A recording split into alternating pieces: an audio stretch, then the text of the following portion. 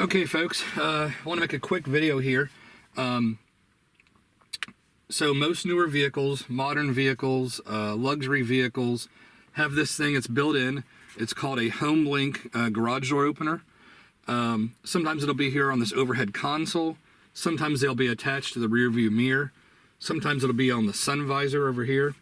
But regardless, you'll see 3 buttons. Sometimes they're like little rubber buttons. Some, just they're different styles. Sometimes they're buttons on the rear view mirror, like I said.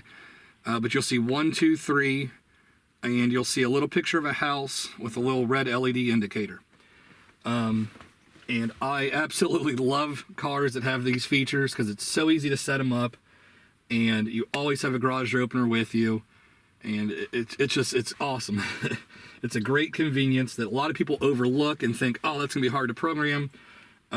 Most of my friends, we go to parties, we're hanging out and stuff, and I'm just like, well, don't you have a garage door opener built into your car? And they're like, oh, well, it's too hard to set it up. I'm like, no, it's not. It's very simple. So I'm just going to show you here real quickly. When you first buy a car, it could have previous codes installed from previous owner, obviously if you're buying a used car, or if you're going to go sell your car and you don't want to give your garage door opener codes to the next person, the first step you want to do is you're going to press 1 and 3 at the same time, and you're going to hold it down. And this LED indicator is going to stay on solid for about 20 to 30 seconds. When it starts flashing is when you release this, and it's going to erase all previous codes. So we're going to go ahead and do that. I'm going to hold these 2 buttons down. Hopefully you can see the little red LED indicator over here. And it's on solid. Right now it's going through and erasing all the the 1, 2, 3 previous codes.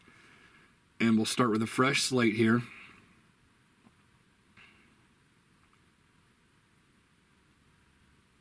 All right, see how the light's blinking now? I can let go. Now all the previous codes are erased. And I'll show you, I'm pressing 1, I'm pressing 2, I'm pressing 3. And I don't know if you guys can see, you probably can't see, but my garage door is doing nothing. 1, 2, 3, garage door is shut.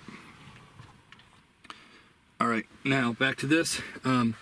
So I have an older garage door opener. My garage door opener is from the 90s. It's a Craftsman garage door opener. So it's a non-rolling code garage door opener. So this step here, no matter what kind of garage door opener you have, you still have to do this step whether it works or it fails. You can't go on to the next step and skip this step. It actually is learning something to this at the time. Like you're programming to this, and then if you have a rolling code, it's going to program from this to the actual opener. But anyways, so mine's a non-rolling garage door opener. Real simple. You hold your remote close to it, and you pick which number you want this to be. I'm going to pick number 2. So I'm going to press and hold at the same exact time. Watch this light here, and it'll indicate that it learns here in just a few seconds. It's a slow blink right now.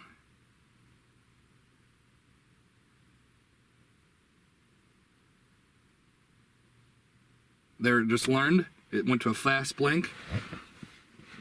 Let me show you here real quick. Now,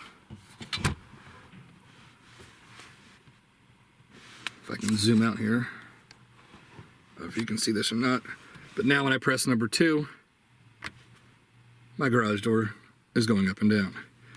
So, if you have a non-rolling code garage door opener, it is that simple. You just hold the remote next to it, and you hold it down for roughly 5 to 10 seconds till it learns it. Hopefully this has helped you.